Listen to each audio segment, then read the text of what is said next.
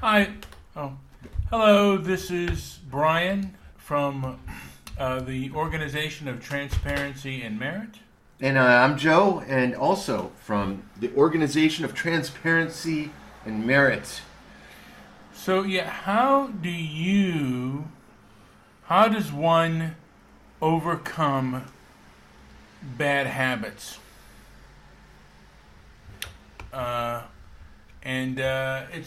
There are a few ways that has been done. I don't know which ways are the best, are tried and true.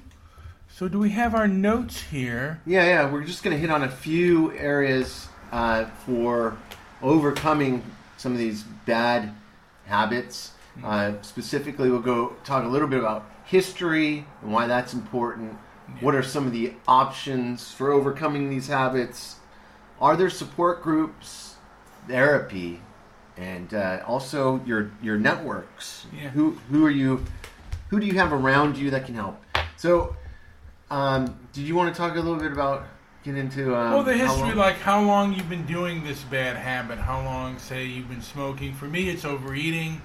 I'm diabetic. I've been trying intermittent fasting, but like I said, it's easier said than done. And really and truly, the more I've been reading, you really need to, to live a longer life, you should be really eating less. And, it used to be 3 square meals a day. And really and truly, you only need one, to live a long life. The less you eat, there are a lot of people out there that there is a large group that like only 1 meal a day or 2 meals a day and even 1 meal a day. But like I said, and I know some people who fast for days at a time who swear by that they can live on. I'm not kidding you. They can live on sunlight alone. So, it depends on where you're getting your information and what works for you. I know a guy who fasts for 3 to 5 days at a time. I'm not kidding you. Not a single thing. He thinks that while he's in a fast, everything he puts in his body that he eats or consumes damages his ability to move forward with the fast. So, he's extreme, but he swears in the midst of his fasts. I've talked to him, and he sounds great. He's got all the energy in the world. The guy's full. He's full of energy, and it's pretty interesting to watch. I don't know. It seems like a daunting task to do something that extreme, but he's trained himself. And one thing I always say when we talk about history, because we will get to some of the options after, but when we look at our history, I always say, for me, smoking has always been a thorn in my side, and I always look back.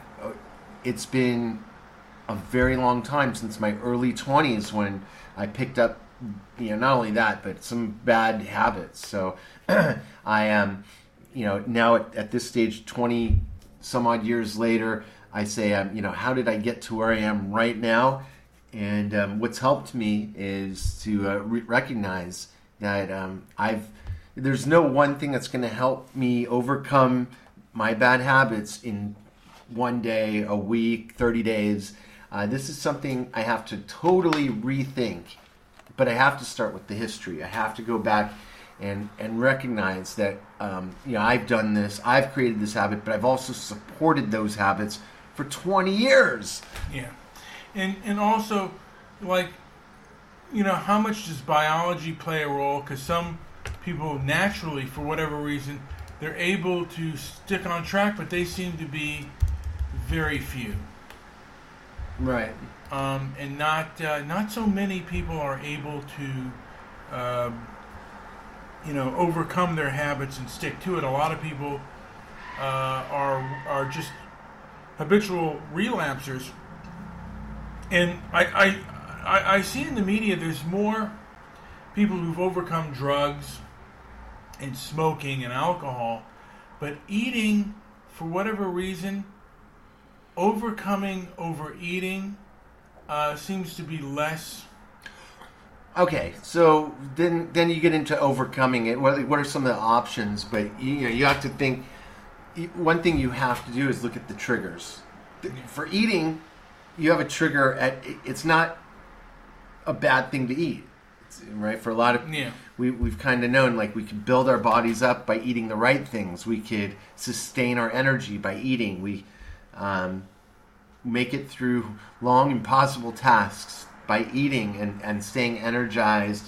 And so in that respect, there's triggers literally everywhere you go. At every corner, you can buy a candy bar. You can buy, you can make a good or a bad choice at every corner, literally. And wherever you go, somebody's biting into something or chewing on something. So you have to recognize triggers. And I think that's probably the most important thing of all, is knowing. It's never listed as the number one way to break habits, but I always think that knowing the triggers is super important. I think that I was chewing a lot of gum, and I don't think that really works. It's, I don't know how well, or even drinking water, because sometimes after you quench your thirst, then hunger comes afterwards. So there's a lot at play, and there's mental things, but there's also biological and physical things, like, are there any drugs out there, appetite suppressants that can do that? I mean, a lot of people have gone as far as doing drastic surgery to stop their appetite.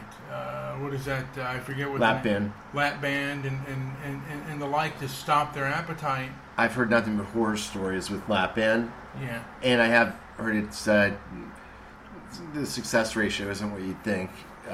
It's one of those overnight cures, really, because you go in, you have the surgery, they tighten you up, and then you're automatically you've lost a lot of weight, and it seems to have like a sudden impact, but it's not a sustaining solution. So people fall back to their old habits and their old, because it's like, and there's maintenance involved too with that, for tightenings and all this other and a lot of the diabetic drugs that I take, like, some of them are appetite suppressants, so I don't have the urge to eat as much, but there are times when I do get that urge to eat, and the drugs themselves have side effects like dry skin and going to the restroom a lot. And I've heard that, like, if you eat right and you fast and you just lose enough weight, you can actually reverse the effects and maybe even not take these drugs. I've had diabetes for quite some time. These are all beatable things, in my opinion. What they do, what the doctors in allopathic medicine, right, is they're not curing you. They are helping. They're trying to knock out symptoms, or they're trying to kind of mask, I think, the issue here. They aren't creating a holistic cure. The holistic cure is to go through these lists that where you can really take action and look at your bad habits. You could define your habits. You could understand the triggers. You could you can micromanage yourself. So every time you eat something, you can log it. You could you can remind yourself what kind of consequences that there are. So you remind yourself of future self. So yeah, consequences are huge. Huge helps for understanding, for treating yourself. I think essentially there's ways to help yourself without going through the traditional Western medicine routes, because they aren't there to cure your diabetes. Well, much of it is not there to cure. They are there primarily, like, they have ulterior motives. And, like I said, a lot of people, there's ego and stuff involved. The one good thing about the internet, and one of the reasons why I'm against censorship, is we're learning new information all the time, and we are able to decipher new information all the time. And when the internet starts to get censored, and big companies our big government wants to, for whatever reason, it's a bad thing. We should have, like I said, and one of the things we're trying to do is, our website, we want to have open dialogue and basically open talks with people to see what works best.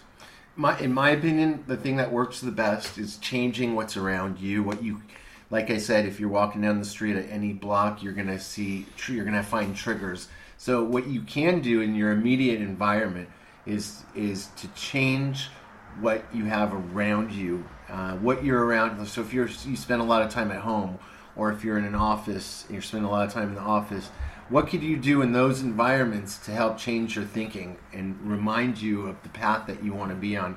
And I'm a firm believer in changing the environment around you. So I hang around with non-smokers, so I have less opportunities to take a break and smoke without being ostracized. Yeah, it's been effective. Yeah, and the one thing though, it is addictive. Yeah, but again, they're not like something like quitting, and I hear this all the time, and it's true that quitting smoking is not as hard as everyone says. And I don't know about food. I always want food, but I grew up on a certain diet. Like you said before, eating 3 times a day and all that. I don't do that now. I eat 1 time in the middle of the day. I hold out, and then in the evening, there's no doubt I'm going to get hungry again. So I just try my best to. Again, that's an environmental thing. I keep only things that I think can impact me positively if I eat them. So stuff that's high in fiber and just kind of like good. Try to. And I have a sweet tooth, so if I know I'm going to crave a donut or something yummy, I'm going to have something, but I'm going to have it very portion controlled, something small. So, and from there it's coaching. I think I'm a firm believer in coaching myself to be a certain way.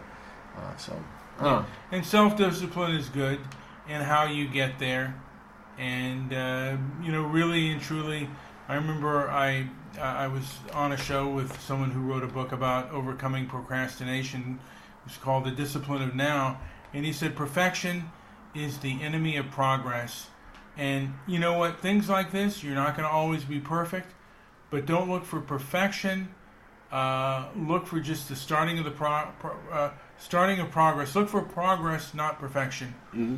And with that being said, Joe, do you have anything else to add before? Just also tap into your support groups. Who is around you? What is available to you? Do you have family members you can go to and talk to? Do you have friends? Do you have professionals in your life? Have you sought out professional services? That kind of thing. But again, I'm not as much of a believer in, say, a 7 or 12-step program as I am with coaching yourself out of it, changing your environment, understanding where and what those triggers are that are creating the bad habit and have manifested the bad habit into what it is. But there's something to be said for having a strong network around you, and so you try your best to reach out to those people. And everybody's fighting their own battles, so as long as you recognize that, because there's also, I've been approached by so many people who only want to talk about their problem. You have to respect the people around you and what their problems and what they're facing if you really want their help in your network. Otherwise, it's not gonna. They're gonna resent you, and trust me, when you walk away, and if you haven't opened the door to hear what's going on in their life, and only espoused what's going on in your life, all your problems and what you're going through without inquiring about theirs, they're going to walk away feeling either used or not willing to get into that kind of situation in the future. So you've got to work your network the right way. You can't just expect everyone to help. That's. So everyone look at our YouTube channel. We're just trying to have open conversation. And I think the next show, one of the next shows we will do is on the 12-step, the pros and cons of that. This has been Brian and Joe with Transparency and Merit, or the organization of Transparency. And go to our website, transparencyandmerit.com. We have that website up and running, and you can buy our T-shirts. We have a couple T-shirts on sale, and we also have, soon we're going to have some private, we're going to have podcasts up there that only members can get access to, but stay tuned for that. We'll get there eventually. Thank you again for listening. Anything else? That's it. We're done.